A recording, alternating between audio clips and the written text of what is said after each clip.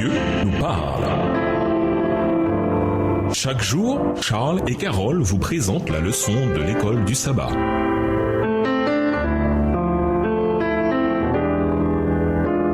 Bienvenue dans votre émission. Dieu nous parle. Nous voilà à la leçon de mercredi, texte et contexte. Dans l'écriture, les mots ont toujours un contexte. Ils n'ont pas d'existence isolée. Un mot a un contexte immédiat dans une phrase. Et c'est cette unité que l'on doit comprendre en premier. Ensuite, on a le contexte plus large de l'unité globale dans laquelle apparaît la phrase. Il peut s'agir d'une section d'écriture, d'un chapitre ou d'une série de chapitres. Il est essentiel de comprendre le mieux possible le contexte des mots et des phrases afin de ne pas tirer de conclusions erronées. Comparons Genèse 1, verset 27 et Genèse 2, verset 7. Puis lisons Genèse 2, les versets 15 à 23. Comment comprenons-nous à partir de ces différents passages et contextes la définition d'Adam, le mot hébreu pour homme? Genèse 1, le verset 27. Dieu créa l'homme à son image. Il le créa à l'image de Dieu. Il créa l'homme et la femme. Genèse 2, verset 7. L'Éternel Dieu forma l'homme de la poussière de la terre et souffla dans ses narines un souffle de vie et l'homme devint un être vivant. Genèse 2, les versets 15 à 23. L'Éternel Dieu prit l'homme et le plaça dans le jardin d'Éden pour le cultiver et pour le garder. L'Éternel Dieu donna cet ordre à l'homme. Tu pourras manger de tous les arbres du jardin, mais tu ne mangeras pas de l'arbre de la connaissance du bien et du mal, car le jour où tu en mangeras, tu mourras. L'Éternel Dieu dit, il n'est pas bon que l'homme soit seul, je lui ferai une aide semblable à lui. Verset 19. L'Éternel Dieu forma de la terre tous les animaux des champs et tous les oiseaux du ciel, et il les fit venir vers l'homme pour voir comment il les appellerait, et afin que tout être vivant portât le nom que lui donnerait l'homme. Et l'homme donna des noms à tout le bétail, aux oiseaux du ciel et à tous les animaux des champs. Mais pour l'homme, il ne trouva point d'aide semblable à lui. Alors l'Éternel Dieu fit tomber un profond sommeil sur l'homme qui s'endormit. Il prit une de ses côtes et referma la chair à sa place. L'Éternel Dieu forma une femme de la côte qu'il avait prise de l'homme et il l'amena vers l'homme. Et l'homme dit, voici cette fois celle qui est os de mes os et chair de ma chair, on l'appellera femme parce qu'elle a été prise de l'homme. Nous avons déjà vu que la répétition du terme bara dans Genèse 1, le verset 27 indique une insistance sur la création de l'homme. À présent, nous voyons que l'homme est défini dans le contexte de ce verset comme mâle et femelle. Cela signifie que le terme hébreu Adam doit être compris dans ce passage comme une référence générique à l'humanité et au genre humain. Cependant, dans Genèse 2, verset 7, le même terme Adam est employé pour faire référence à la formation d'Adam à partir de la poussière du sol. En hébreu, Adama, remarquez le jeu de mots. Ici, il n'est question que du seul mâle Adam, car Ève n'est créée que plus tard, et d'une manière totalement différente. Ainsi, dans chaque passage, même dans le contexte de deux chapitres, nous voyons une différenciation entre la définition d'Adam en tant qu'humanité, Genèse 1, verset 27, et comme Adam, Genèse 2, verset 7. Le fait qu'Adam soit une personne est affirmé plus tard dans les généalogies, Genèse 5, verset 1 à 5, 1 Chronique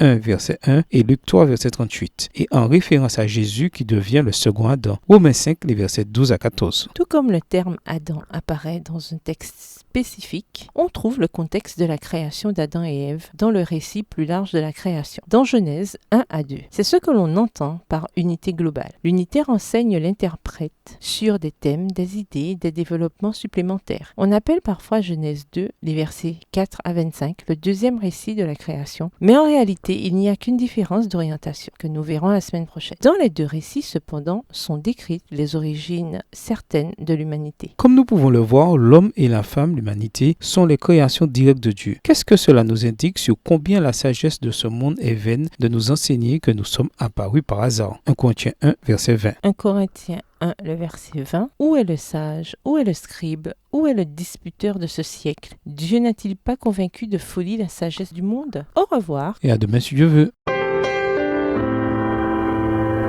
Dieu nous parle. Chaque jour, Charles et Carole vous présentent la leçon de l'école du sabbat.